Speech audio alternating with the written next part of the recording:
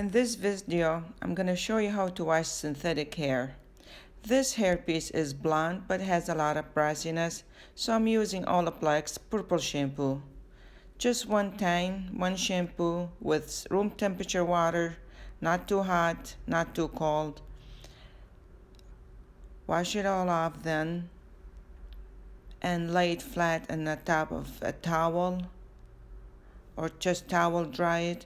Do not use any heat or any hot tools. That will ruin the hair extension. Just let it air dry. Or you can use cold air blow dryer. That would help too.